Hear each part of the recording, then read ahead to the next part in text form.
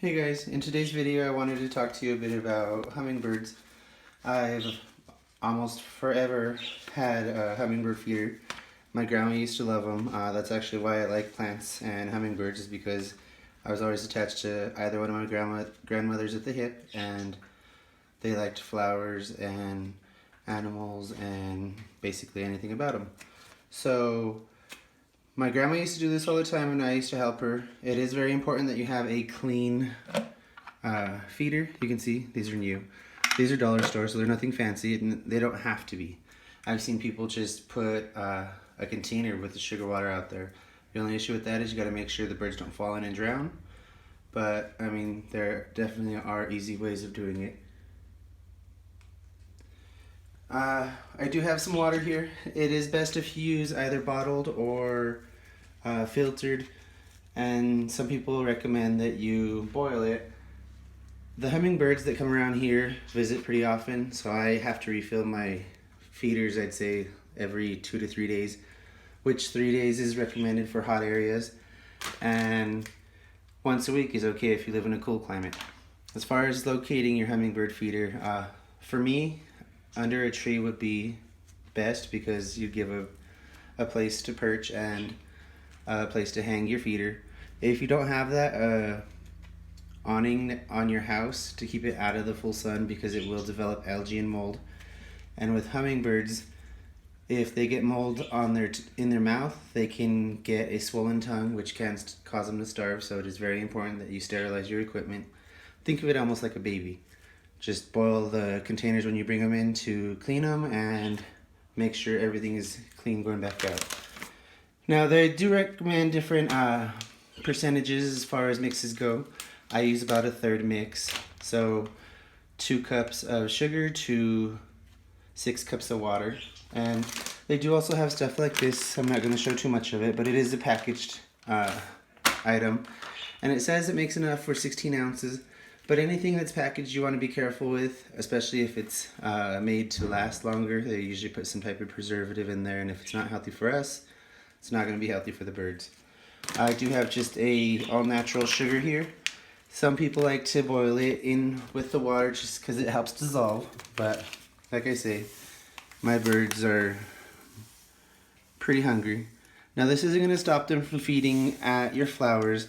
This will just, if you don't have anything that's around for them to eat, it'll give them what they need, or say they need some water, a little drink, it'll help with that too. But just make sure you mix it up and dissolve it completely.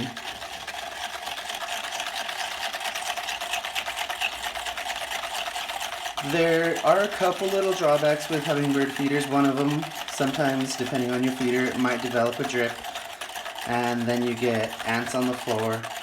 Another thing I've noticed is you get bees and or wasps visiting from time to time.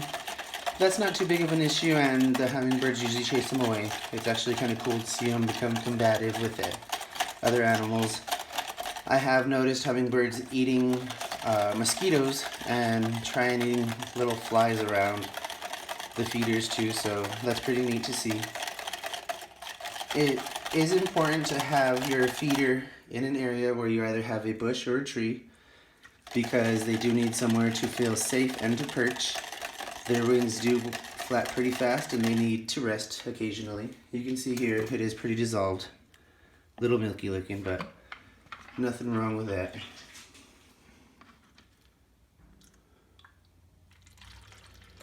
Now as far as feeder location, you can put it out on just a shepherd's hook in the middle of your yard. It's not recommended because it will stay in the sun and it will get hot.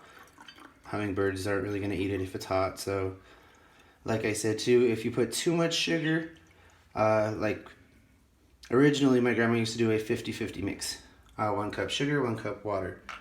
But that was making it to where the mix in here was going bad too quick. We're developing mold and it's becoming an issue. And like I say, if you're not emptying them daily, like if you have a ton of hummingbirds, you'll want to do something that's going to be convenient for you. You don't want this to become a chore that you don't like. And every year, if you don't see hummingbirds at it yet, don't worry, they will come. Every year mine usually come and they will follow my windows down almost like they're looking in to see where we are to feed them. You don't have to add any food coloring. It's not safe for us. It's not going to be safe for the birds. So just leave it out. That's why they do come brightly colored with the yellow flowers and the red background. Red in hummingbirds means sweeter nectar because it's a darker flower. That's why red is so common as an attractant, but you don't need it if the feeders got it.